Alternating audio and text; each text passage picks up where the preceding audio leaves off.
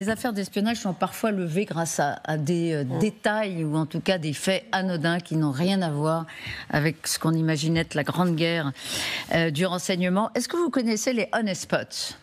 Je connaissais les hirondelles. Et alors, il y a à peu près la même chose. Les honest spots, ce sont les pots de miel. C'est une expression qui nous fait visualiser ce que peut être une façon de ferrer un client quand on est espion.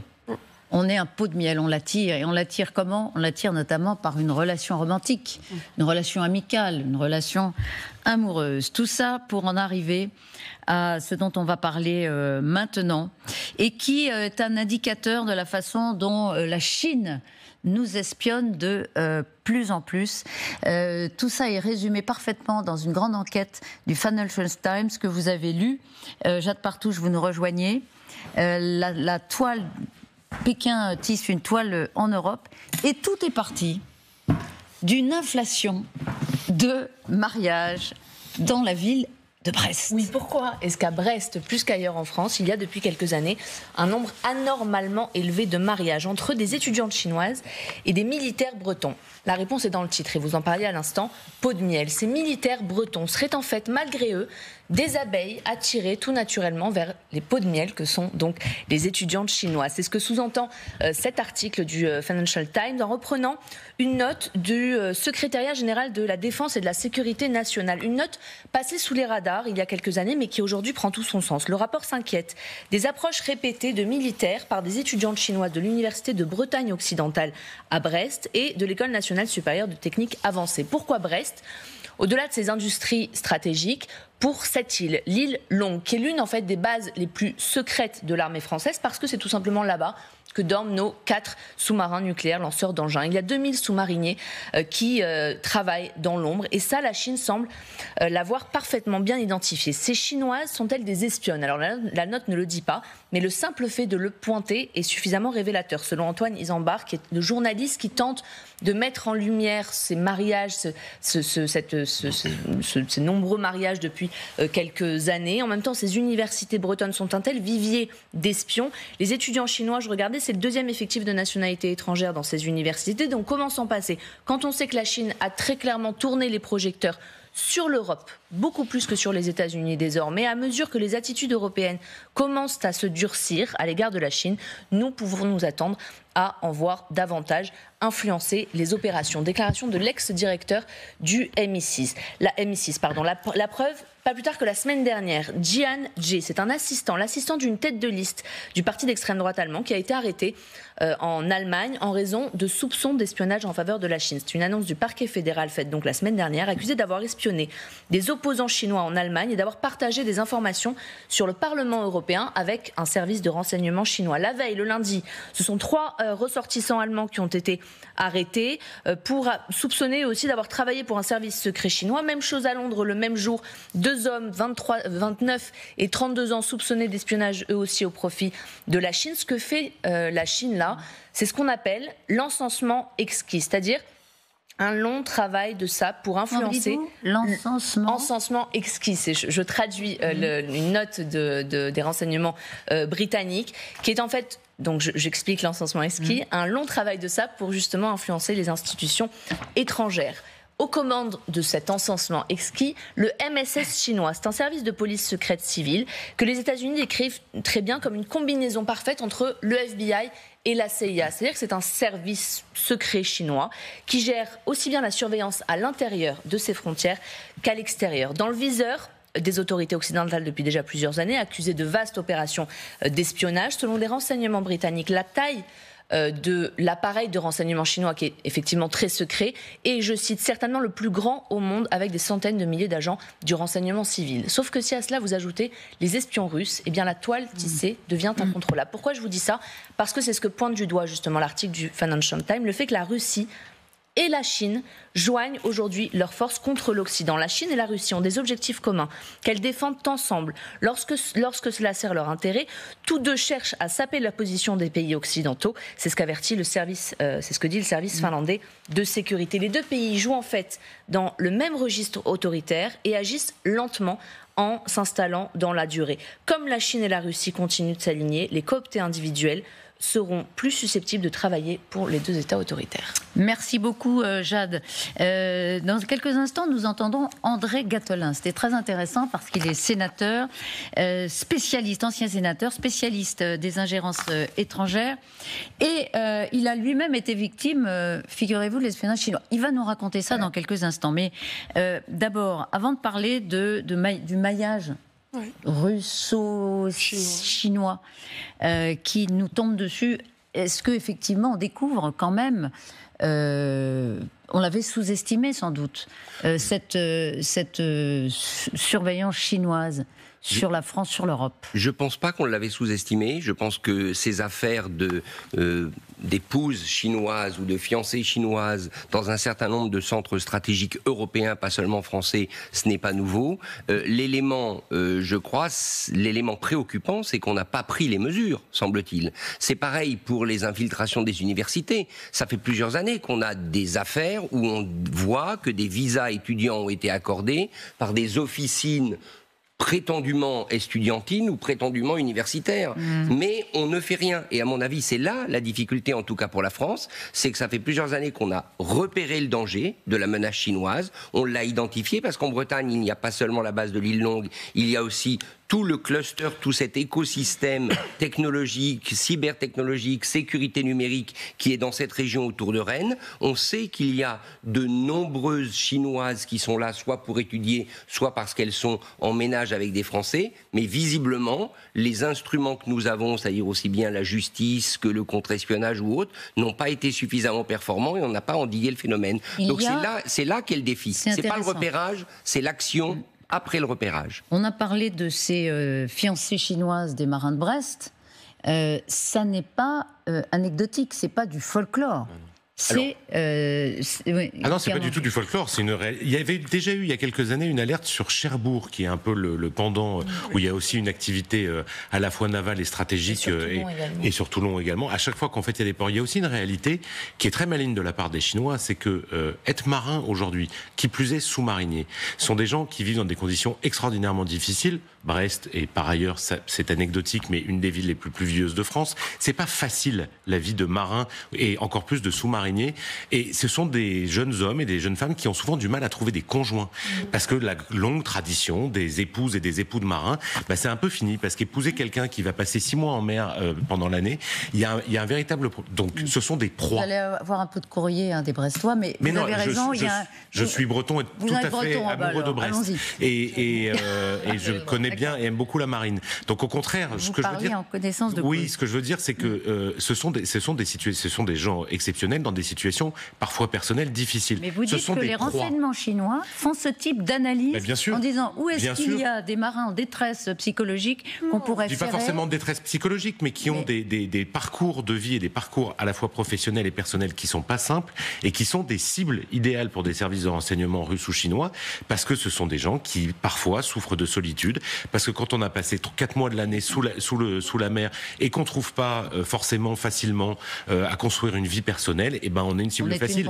Les renseignements, et c'est vieux comme le monde, utilisent des gens qui sont en fragilité pour l'argent, le sexe, le mariage, l'amour, tout ça, ça fait partie des leviers. On cherche les failles. On cherche et on cherche à s'engouffrer, c'est vrai. Des gens aussi qui sont super surveillés et super entraînés. Oui, bien. Donc, je ne sais pas si c'est les cibles idéales. Enfin, super surveillés, la note dont je vous parlais, elle date quand même de quelques années. Alors tout le problème, c'est ce qu'on disait, c'est dans le suivi. Après, la question qui se pose et que soulevait Richard notamment, c'était que peut-être on n'avait pas agi. Mais il y a 2 manières d'agir. C'est savoir et observer. Et savoir ou empêcher. Mais il y a aussi, quand on sait que des marins sont mariés, d'observer s'il y a des signaux avant-coureurs d'activités suspectes. Parce que la période de latence peut être très très longue en fait. Il peut ne rien se passer dans 80% des cas, et sur 10% des cas particulièrement cruciaux, beaucoup plus tard, peut-être dans 10 ans, dans 15 ans, quand la personne aura fait son chemin dans la hiérarchie, à ce moment-là, on pourra peut-être voir une activation de ce qui est son lien privilégié avec la Chine.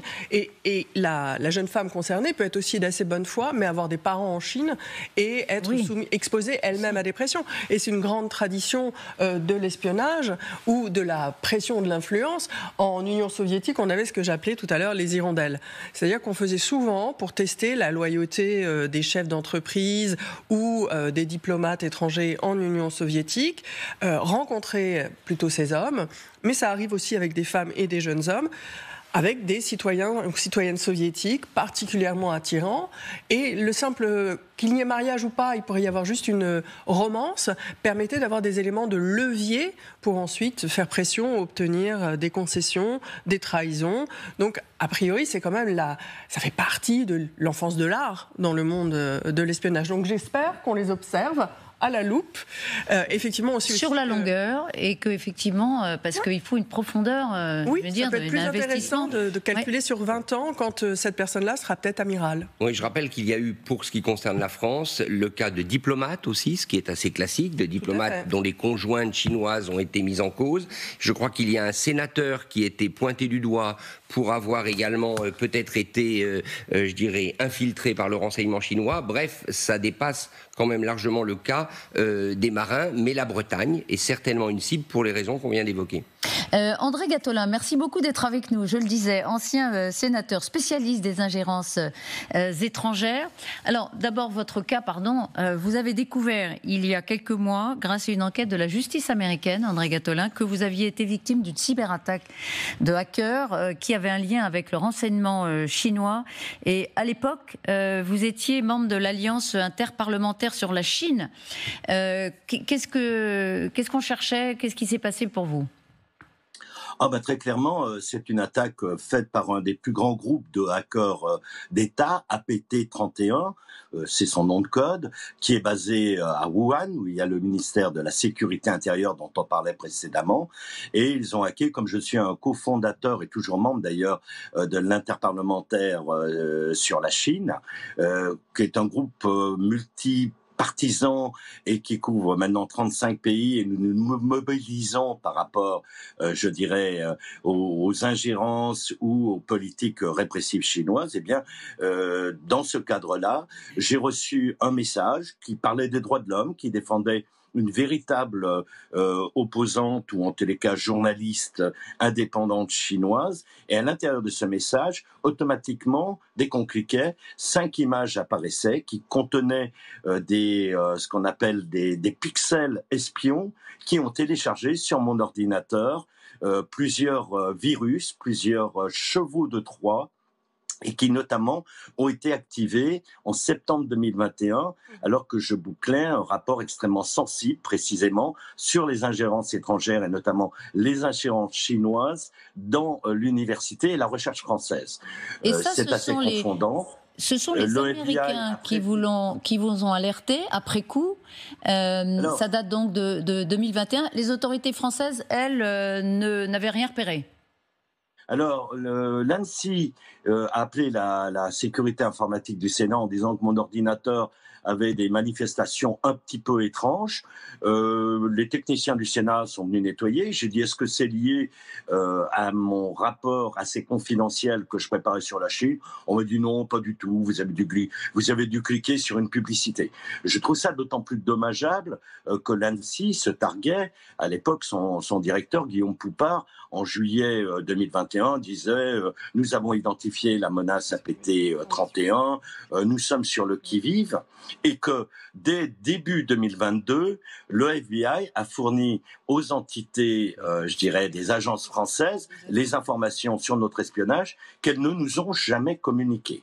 Et ça fait l'objet d'une question au gouvernement hier de mon ancien collègue Olivier Cadic, qui a été également espionné et qui est membre de l'AIPAC, s'étonnant du fait que le gouvernement français ne donne pas les informations aux parlementaires, alors qu'ils ont des données très précises qui montrent cet espionnage. Mais est-ce que, je parlais de sous-estimation, c'est vrai que l'espionnage chinois, jusqu'à récemment, il nous semblait qu'il se concentrait sur les États-Unis. Il y a une guerre évidente entre Washington et Pékin, et moins sur l'Europe.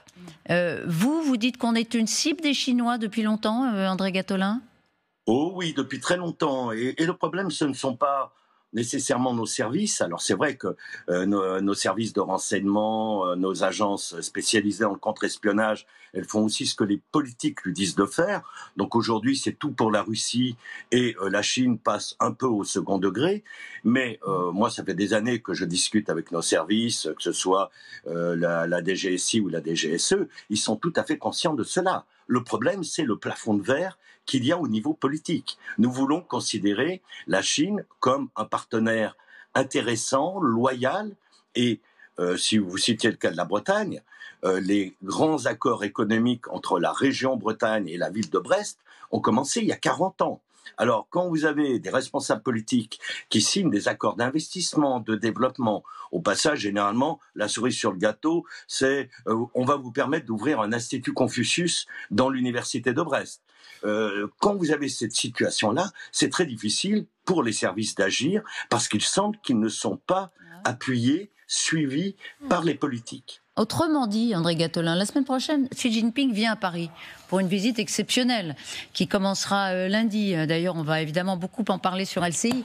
Mais vous pensez qu'Emmanuel Macron va parler de toute cette série d'arrestations récentes d'espions chinois en Europe et de ses affaires pour la France, ou au nom des intérêts commerciaux, il n'en dira pas un mot?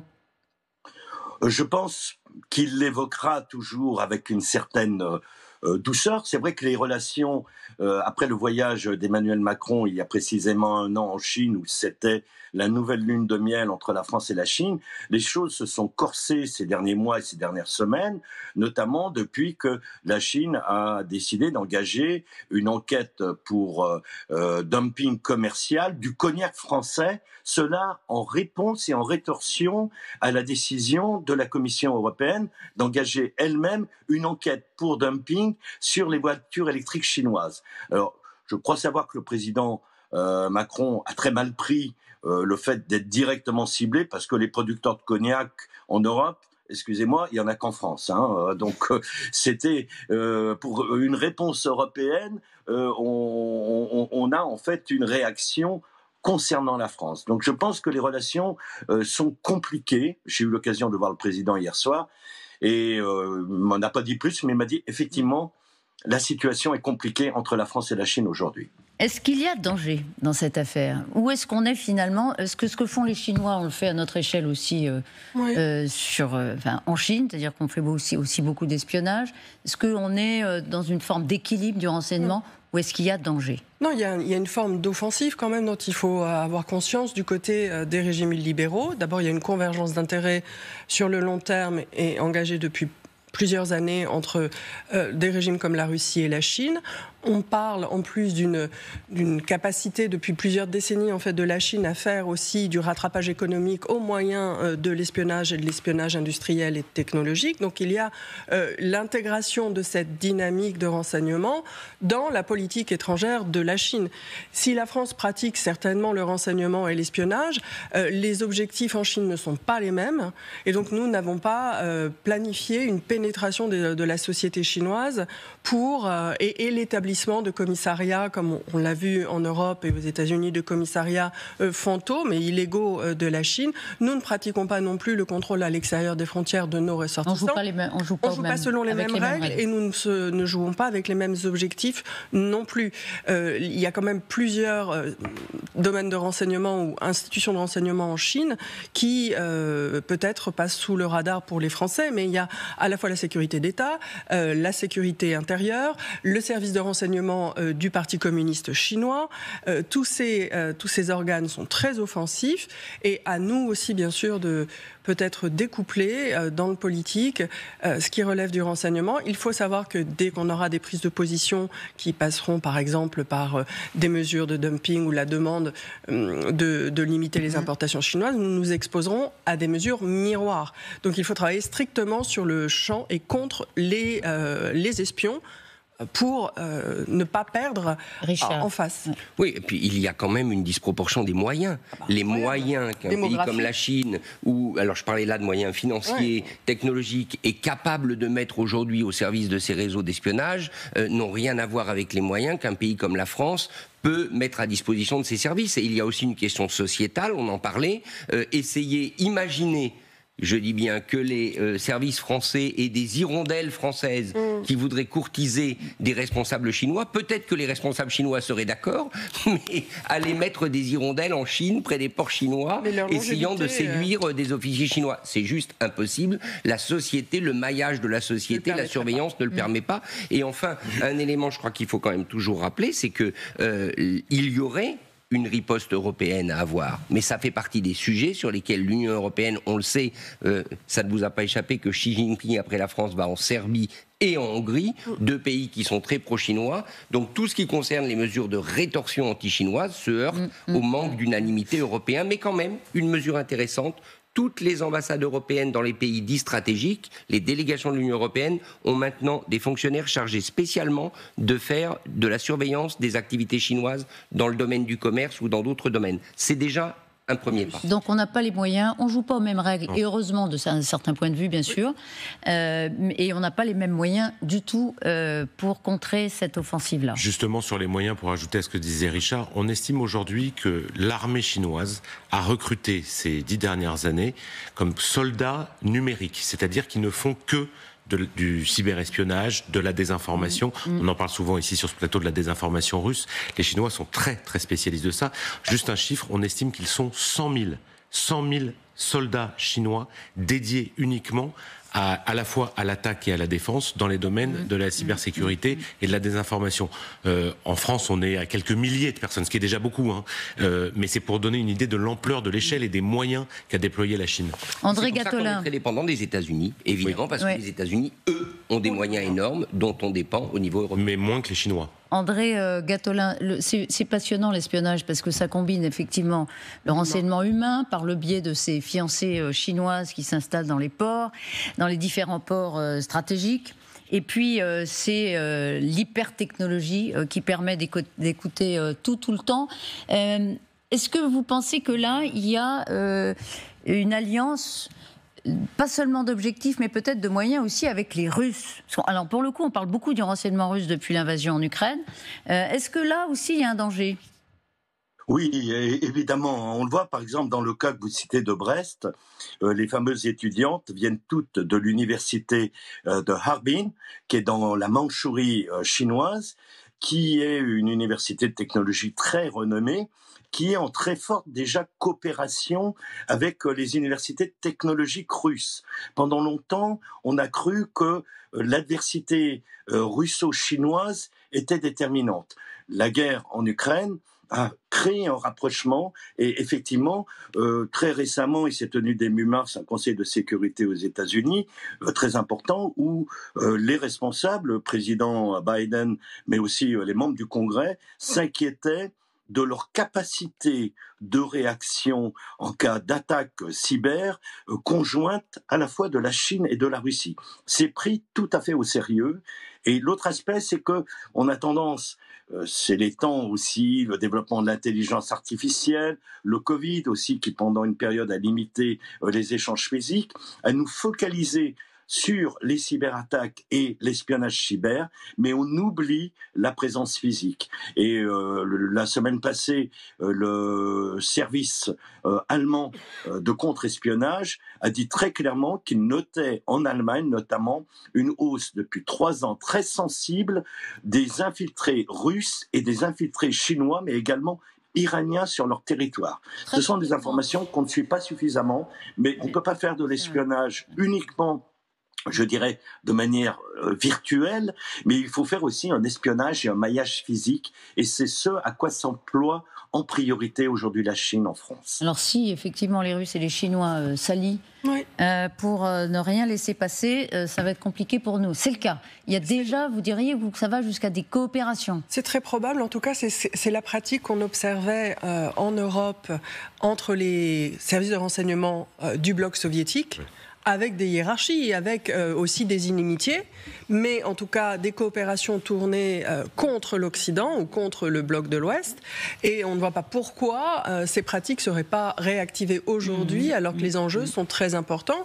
Et l'ex-sénateur Gattolin rappelait que l'Iran pouvait être de la partie. J'aimerais aussi la Corée ou d'autres pays, peut-être l'Inde, à avoir à l'esprit, dans la mesure où ils sont alignés, ces pays sont alignés sur certains dossiers internationaux contre nous. Juste très très rapidement, parce qu'on est en retard, mais votre livre, c'est La fascination russe.